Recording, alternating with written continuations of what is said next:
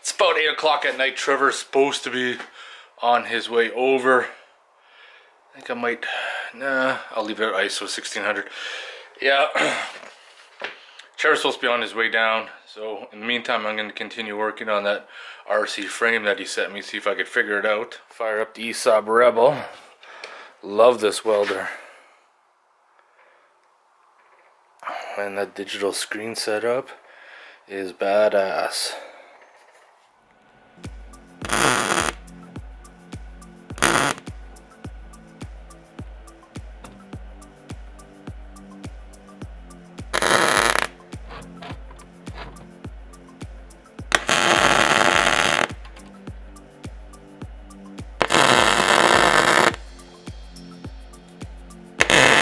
So far I've gotten on Trevor's RC frame.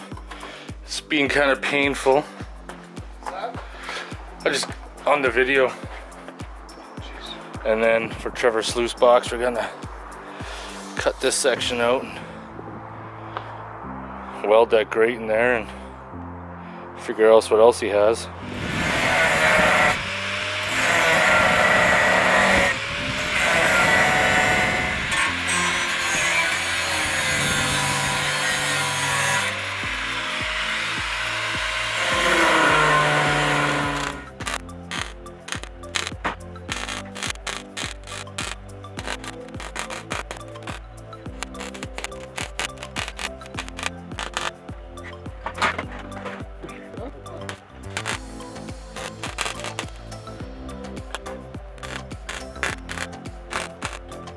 Working on Trevor's sluice box. We reused the metal and punched it in there. Looks ugly because we didn't clean it up or anything. The bends are actually 2 different sizes, so that's why that side's up. And then cut this out and welded that grate in there. And he's just trying to figure out the hinge of it. Trevor just left. It's about 11:15. Time to shut her down. Another big day tomorrow morning. We're gonna change oil in the truck, probably change oil in the ATV, and then continue working on the sluice, and then during the week start working on everything else. Mr. Tomcat, what are you doing up there? Are you liking your new haircut? Are you liking your new haircut? That's the next day. I think I'm gonna start today's video off. Gotta change the oil in the truck because it is due, and then we're gonna work on the gold sluice a little bit. At least that part of the truck's done. We'll change oil on the quad tomorrow, put that belly pan back underneath, and ATV will be ready to go for the weekend. I did also pick up this matting from Home Depot. I'm gonna run this in my gold sluice. It's like bi-directional. It's a floor mat, but I think in the gold sluice it's gonna work awesome. And then I was brainstorming when I was in there because I need to run the rod through. I think the only way to really do that without trying to figure out the length of bolt was get some ready rod. And I was going to go with some stainless washers, but I got some galvanized instead because they were 11 cents a washer and stainless was 50 cents. Well, let's get the old Ford fired up and put on some ramps. One thing I like to do when I put it on ramps is always put a wheel chock at the very back. Even though the risk is low of, you know, the vehicle rolling back, there's always a possibility. It's better to be safe than sorry. Get some rubber gloves on and start changing this oil. Gonna be running some AMSOIL. I'm gonna use the 5W30 instead of 520. They're saying to use the 30 instead, so we're gonna see. So a while ago, you guys remembered I bought some Marvel mystery oil, but I don't think I'm gonna stick it in the Ford. I'm gonna dump almost 5 liters in there, then drive it off the jack stands. Marvel mystery oil worked pretty good on my Jeep for making the lifters quiet. However, with the Ford 5.4 liter with the variable cam timing, I really don't want to use it in case it affects the viscosity of the oil. Now that being said, I also haven't been pretty faithful because this truck's like a mystery oil using truck. Like I could drive 5,000 kilometers and it's still on full, and then the next time I drive it I could drive like 500 kilometers and then it's down a liter, and it's like mystery like that. It doesn't smoke, it doesn't seem to have any leaks. I just checked again, right, changed the oil. But when it does use oil, I've just been using up oil in the garage. Like I had lots of oil left over from when I had my Beamer, so I've just been pouring that in there and whatever kind of oil. Long term it may have some issues, but right now I'm just driving it. I've had that truck 6 years, probably another year or two, and it'll be on its way out. So at this point, I'm just driving it. Oil is all drained, new filter put on. At least Ford was thinking, and they put that hole in the pan, so we remove the filter. Oil goes in the pan here.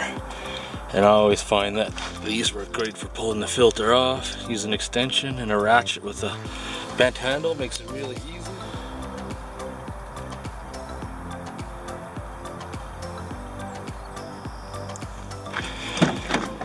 Alright, we'll start it up and check for leaks.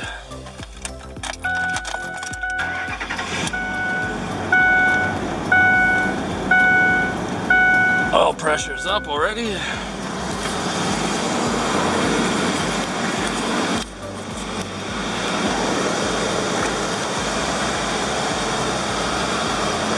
Looking good.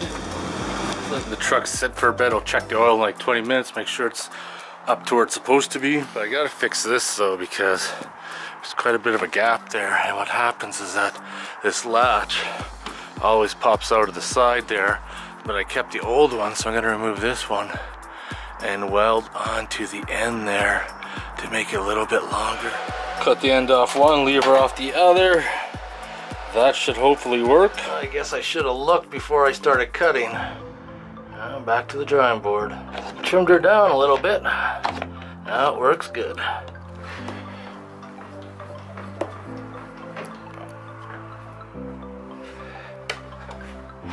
Love the esab Rebel. Once upon a time I had a rivet gun. I already looked for it. Decided I'm not going to waste any more time looking for it because I got one at work and I'm back to work tomorrow, so I can just easily bring it home. It's a snap-on one. But in the meantime, I found myself a beer. Cooley Brew Company Red Coat Trail Ale.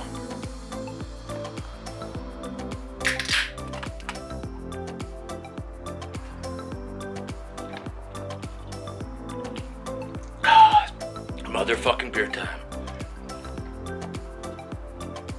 Well, beer time's over. Time to get back to work. I'm gonna use my El Cheapo drill here to get these holes done. I have 2 bolts in here to mount that. This is that extra plate I'm talking about that's gonna go on the inside, but I just have it on the back side here.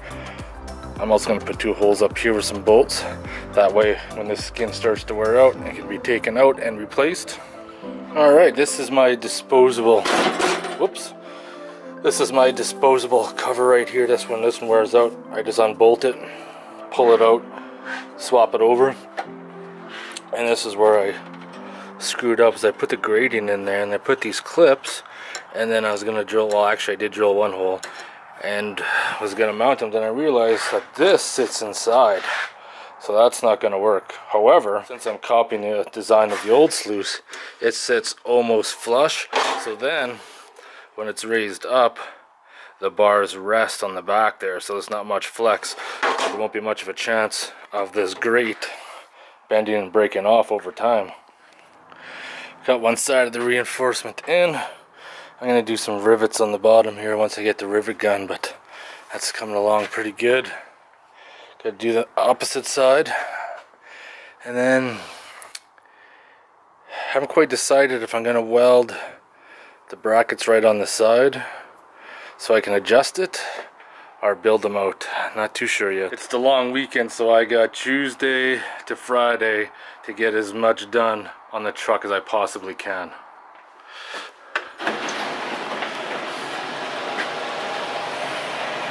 That gives me, tomorrow's Tuesday. That should allow me to at least get the oil changed in the ATV, put the skid pan back on, also inspect the oil screen for any debris. That'll be talked about on my other channel, because all those DIY videos are going on my other channel, of course, and explaining what to look for. So that means Wednesday, I'd like to get the solar panel mounted on the roof, and then Thursday work on the solar panel box. Not saying to complete it, but at least try to get it bent up And Friday, well, Friday's gonna be spent buying stuff, so probably gonna have to roll out the generator on Friday. And then next week after that, pound away on the sluice, because I gotta take that out, and then finish working on the solar generator. You see that? You fucking see that? That door opened up. I'd like to say it's ghosts, but shitty toolbox design. And my garage is kind of at a slope, so gravity just feeds the doors open. But I think Mr. Tomcat would like to go outside now. I'd like to show off his shiny new haircut. He's a little shy, so don't laugh at him. Well, hello, Mr. Tomcat. People want to see you with your nice new haircut. Hey, don't you look handsome? Are you hungry? Are you hungry? Do you want some food? Did you just wake up from a nap? Hey, buddy. Now that you're shaved, you can see all your battle scars from you used to fight all the time. Yes, you've had a rough life, kitty. But you're spoiled now.